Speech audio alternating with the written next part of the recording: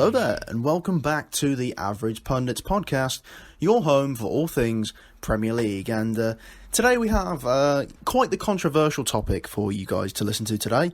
But before we do get into our topic of the day, let me introduce my co-host, Joseph Brody. How you doing, mate? Good, how are you? Yeah, not too bad. Still amongst it, as everyone else is. Keeping it coming, keeping the podcast going. So it's something to look forward to every week, isn't it, recording this? Exactly, and props for you and Dom last week for filling in. I had important stuff to sort out that we can't quite reveal to you, the Average Pundits faithful, yet, but we do have a lot of very special things in the pipelines for you guys. So stay tuned to all of our social medias and our all of our streaming platforms for any updates that we do, and we can maybe reveal it to you soon. Hey you, the one watching this video on the Average Pundits YouTube channel. Are you subscribed to us? Because 80% of our audience is not subscribed. Please help us on the road to 100 subscribers. Now let's get back on with the show. Thank you for listening. So our topic today, Joe, is the players that are getting in trouble during lockdown, and this is like a controversial topic right now that sprung from a breaking news story that happened in the last couple of days, featuring Chelsea left winger Callum Hudson-Odoi. Yeah, the stuff coming out about it's not ideal to hear at all. I think this is Hudson-Odoi's third arrest now, not just specifically in lockdown, just throughout the seniority of his football career. So at the moment, the headline currently reads, he was arrested on suspicion of rape in the early hours of Sunday morning. Police were called and an ambulance was called to an address in London at about 3:53 in the morning, with a report to a woman who was in the best condition, and she was taken to a hospital, and it was reported that she was raped. Since the arrest, he has been bailed out, and he is going to return to Chelsea training. And I don't think there's any real sign at the moment of any more information or whenever there's a trial. But a trial, I'm sure, will be coming fairly soon. For a player of his caliber and his potential, you really have to hope this isn't true, don't you, Reece? Oh, absolutely. I mean, obviously the thoughts are with the victim, who, for obvious reasons, cannot be named. But a police investigation does continue, and I'm guessing that you can go to any of your news outlets, the big outlets that will follow this trial and the investigation. So we will see how it unfolds, what's being found. But I guess that a lot of this wouldn't. Well, I mean, it would have been brought to life with the whole situation regarding the assault, but also, breaking the quarantine the quarantine rules that our British government have put in place. Sorry. Well, I was going to say, at the moment, it is seeming like he has broke lockdown rules to go out and meet somebody, but I mean, the actual horrificness of the crime almost outweighs the fact that he simply just broke the lockdown rules. Yeah, absolutely. What obviously all at the moment, just theoretical. It's all on suspicion at the moment. There's nothing more that can really be said about this one until more information comes out. Obviously, training is set to resume extremely soon, and I'm sure Hudson-Odoi will be back with the rest of the squad. Again, I hope it isn't true, because he's talented, he's young. You don't want to see a player derail their career, especially not in a horrific way like this. So, I mean, fingers crossed this can be resolved and justice will be resumed. Absolutely. So as you mentioned, training for the Premier League is about to go ahead. Some players are more than happy to go back and play some football again. Some might not be. So we'll have to see what comes of the Premier League season. I know that Troy Deeney is not returning to training. Is that what he said? Yeah, he's come out and essentially made it clear that he doesn't want to return to training. He has a very young son, I believe, with breathing problems, so he doesn't want to potentially bring anything back into the house. Which, I mean, on paper, I don't see an issue with him saying this. I mean, he's got someone ill in his family. On paper, he's there to protect them, but the flip side of it is a lot of people are coming out in criticism saying that he's in a lower half of the table, and potentially that's, you know, one of the points of motivation behind what he said. It's a very thin tightrope people are walking on making those kind of claims.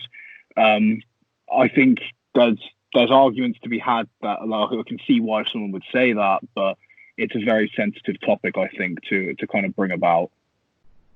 Yeah, definitely. I mean, if people are talking about fines for those players that don't return to training or don't return, I don't think that should be something that should be discussed at all. If you don't want to turn up to training because you fear that someone in your family might get ill, or that you might get ill yourself and you're panicking about the virus itself, then I don't think there should be any penalty for you not wanting to be in, not want to be in the vicinity of other players. That's the main argument at the moment, is whether these penalties should come into play. I mean, there are loads of rumours saying that people who don't want to train will have to essentially come forward and pay the fines, and basically in accordance with them, not with acting alongside the rest of the team, which is, it's difficult. I think it all depends on the motivation. I mean, like I said, there's so many people saying that the people who are throwing their toys out of the pram are lower down in the table, which, you know, I mean, I'm not gonna beat around the bush. A lot of the cases I've seen have come from lower down in the table, but that's not me necessarily saying they're doing it for some kind of other agenda, because I think the Premier League has spoken now. I mean, we know what's going to happen. The Premier League is looking to be played. So I don't think going out in active defiance towards what's being said is going to get them anywhere. If it's simply from a place of fear of getting sick or harming people around them, they're people as well. So I think they have every right to go about in that fashion. But you could again argue, if it was someone in another profession, maybe they wouldn't be that fortunate to get that decision, you know? Absolutely. So hopefully we can come to sort of agreements in the whole situation with the Premier League coming back. I think it's rumoured to come back around June-ish. The players are starting to train now. Back to like the whole quarantining, isolation situation that was sprung by the controversial topic of the recent arrest of Callum Hudson-Odoi. We move on to, the players that have also, this isn't the first time we've heard someone breaking the quarantine rules in the Premier League. We've had a long list of players that haven't been abiding by the rules, and some worse than others. First player that we might want to start talking about is the Manchester City defender, Kyle Walker. Joe? Yeah, it wasn't that long ago now. I mean, the headline's been and gone, but he had a bunch of women essentially come to his house. There was plenty of videos that were taken, and those videos were leaked online.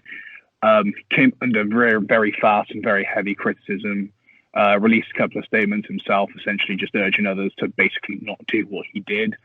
The problem is, again, like, I have no doubt in my mind that there are plenty of people out breaking lockdown rules every single day, and there's no way of us being able to stop them. There really isn't. That's down to the police, isn't it? I mean, we have no control over that, unfortunately. But someone in Kyle Walker's position of fame and a talent and stuff like that, little mistakes like this, I say little, huge mistakes like this, it really it reflects really negatively on him. It reflects negatively on Manchester City. It's not what you want to see, and it also reflects negatively on England. I mean, he's an England international. We don't want our country to be a laughing stock. I mean, I'm sure there are players elsewhere in the world who have potentially broken it, but we don't want our players leading the headlines. Our players need to be examples, don't they, for when we go away and they represent us internationally. Absolutely. This also came, all these events that took place. I think it was like in a couple days after Kyle Walker put out a video saying, I will quote him now: "On a serious note, though, please everyone stay home, look after one another through this difficult time, and check in on loved ones, but don't visit them. Hashtag stay home, save lives." This party that Kyle Walker had was a couple days after sending that message out. I get, obviously, Kyle wanted to be the role model that he is, but then going and doing the opposite that he's put out on social media, I'm guessing that he wasn't intending everybody to find out, but it was going to come out eventually, right? Yeah, like it's the same thing. It's just a player in his position. How can you possibly hide it? It's exactly the same argument, which I thought the next person we're going to probably naturally talk about, being Jack Grealish, had as well. I mean, both of these two people wanted to go out for their own particular reasons and wanted to do stuff for their own reasons, but their level of fame is going to be their downfall. Like I said, the Jack Grealish one is pretty old now, but for anyone who wasn't familiar in the situation, he had to make a video apology on his social media platforms for breaking the government lockdown after being pictured at the scene of a road accident on Sunday morning. So he essentially went out to go and meet a friend, and there was some kind of road traffic collision incident as well. So basically, he kind of had a bit of a double whammy. And I again, the same thing. How on earth did he expect to get away with it? That's the problem. Exactly. I mean, yeah, like you say, a player in his position, there was going to be people on social media finding out that it was. I think they found out via the car that it was parked on the side of the road, and also the number plate. I think a thread on a Twitter feed somewhere showed the car that was parked next to someone's house, and then the car in the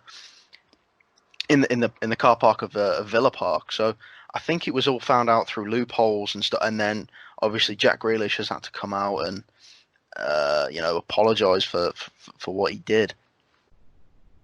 Yeah, a player of his caliber, again, somebody who is most likely going to get a move in the summer. I think at the moment, headlines linking him to Manchester United and Chelsea, I think, are the ones which have had the most kind of traction at the moment. So he's somebody who's probably going to get a big move. He's without a doubt Aston Villa's most prominent player and has been for some time. He's the Aston Villa captain. I'd say he's probably the best player to come out of Birmingham in God knows how long. You know, he's a Brummie national. He's playing at a Brummie side, and a lot of the time, that kind of area, whether you're a Blues fan, whether you're a Villa fan, some love him, some hate him, but at the end of the day, he is representing the city. So again, it's just a shame to see these kind of things happen. And that's not the only person from a Midlands club which has actually broken some kind of lockdown procedure. This one genuinely did shock me. It's the Wolves midfielder, Morgan Gibbs-White, young English player, really talented, bags of talent. Nuno has come out so many times and said that he rates him an awful lot and that he definitely has a future at Wolverhampton unless somebody comes in and snaps him up. But apparently Morgan Gibbs-White drove all the way to London. He is based in Wolverhampton. Drove all the way to London to go to a party with a couple of people who are on Love Island. I mean, Jesus. I mean, what on earth was he thinking there? He has been fined. I think it's £60,000 for his party incidents. I think he was having to have a tests constantly afterwards to see if he would provide a negative test after attending the party as well. But yeah, he drove all the way from obviously Wolverhampton, driving all the way down to London, just for, I think it was a capital. I think it was just a bank holiday house party to celebrate. I think it was a VE day or something. Yeah, it definitely didn't seem like there was much Union Jack Bunting around that flat. From what I saw from the pictures, it looked like a bunch of people his age just literally chilling with a few drinks and stuff like that, which normally in any other scenario you don't turn a head to. I mean, they're young footballers. I mean, they're like our age. They should be doing that. But at the same time, it's so evidently obvious that this is going to come back to backfire on them. And the problem with a lot of these players is as well is these aren't senior players. These are young players that are doing this. And he's 20 years old. He has like another 15 years of top flight football ahead of him. And just, falling into a pattern of starting to get fines and breaking rules early on, it can be really dangerous for a player's career and reputation. I mean, you look at serial offenders in their career, no more famous as someone like Mario Balotelli, played for some of the best clubs in the world, and he was a repeat offender wherever he went, constantly racking up fines. eventually, it catches up with him, and then his reputation goes a bit down the plug hole, and not many big clubs want to touch you anymore. Pretty much, yeah. You can be known as one of the players to stay away from. I know that when Liverpool were about to sign Balotelli, all the fans were like, "Why would you want to have someone that's just going to bring a lot of trouble to the city?" I mean, he was known for setting off fireworks in his own bathroom. You don't want to be known as that. Like Gibbs White as well. He's also, as you say, he's very young. He's got a lot of promise about him. Like he could be one of England's future central midfielders. Yeah, he could be leading the line for us in World Cups to come, and you don't really want to be seeing this out of your young English stars, especially just to go and party and risk your career and everything to go and party with a bunch of has-been reality TV stars. Yeah, for the sake of a small amount of time, a small amount of time that you're going out and doing this, it can have lasting implications. It wasn't just players from the Midlands. London clubs were quite heavily affected by this as well. Arsenal and Tottenham. There's instances from both of these clubs coming out. David Luiz, Granit Xhaka, Nicolas Pepe, and Alexander Lacazette were all pictured not adhering to social distancing rules. Nicolas Pepe was pictured having like a kickabout with some random kids, which is absolutely eye-watering. It's just phenomenal that can even go on. And I think David Luiz and Granit Xhaka were pictured near to each other as well. As for the Lacazette incident, all I've seen really is a bloke stood fairly near to him whilst he's near his car. I can't really speak to that. It's not very good social distancing, but I think the other ones were a bit more severe than that. But again, for a club in Arsenal's position, do they really need players doing this? No, not really. Especially when you've got, as a team as well, they're sort of trying to rebuild. They're not doing very well in the Premier League right now, and there's sort of not the image that you want to put out there at all. I can probably say that Mikel Arteta is not a happy guy, especially because he was one of the first cases in the Premier League where, all football fans started to take this whole virus seriously. Like, oh, we can get it now that, Mikel Arteta's got it, When you see, like, the people in the football world that do get it, you sort of think, oh, I thought they were untouchable. But now, I guess that, you've got, especially, like, your players, surely your manager getting the virus would scare you a little bit into staying indoors in your huge mansion. Yeah, exactly. That's such a good point. I didn't even think about that. Obviously, Mikel Arteta was one of the first cases in the Premier League, if not the first case. I mean, I can't recall directly who was the first case in the Prem, but he was definitely one of the first few names linked to it in world football. I think it was the controversial topic of today in Callum Hudson-Odoi. He was one of the first players from the Premier League, like, high caliber players from the Premier League to actually contract the virus. So maybe it was foreshadowing what was to come. The really horrific events that have happened in the past couple of days with Hudson-Odoi. Like, but people need to especially the players of a club that their manager has come under really ill, and recovered. Surely that should have scared them into not doing the lockdown rules. Yeah, and then the Tottenham side, players that were essentially breaking the similar kind of rules were Ndombele, Davinson Sanchez, and Ryan Sessegnon, and manager Jose Mourinho was also pictured alongside them training in a park, which again it's almost baffling. How can you? Mourinho is arguably like one of the most famous, if not the most famous, football manager on the planet. That's currently still managing based on his career. How is he not expected to be photographed wherever he goes? And the second somebody sees him out with players from a top club like Tottenham, again training, it's absolutely horrendous. I mean, for somebody who's criticised Ndombele so much in the media, and then to be pictured out with him, obviously trying to train him, breaking the lockdown rules again like that, it's not going to give either of them the credibility. It's not going to give either of them the credibility which they're trying to reach. I think Tottenham and Arsenal are two clubs, Arsenal more severely, but Tottenham and Arsenal are two clubs which are currently going through another bit of a rebuild period, as a lot of clubs are. and any negative press is going to linger. Any negative press is going to linger towards them. So it's not ideal at all. That's kind of the nature of all football players nowadays. Like most players now get bad press rather than good press. That's sort of the trend that we're going towards, especially with certain newspapers. Not going to name any names, but are known for targeting, and certain celebrities and news outlets are known for targeting football players. In particular, I remember Raheem Sterling has been at the forefront of a lot of targeting for no reason. He could rescue a child from a burning building, and it would still come out negative somehow.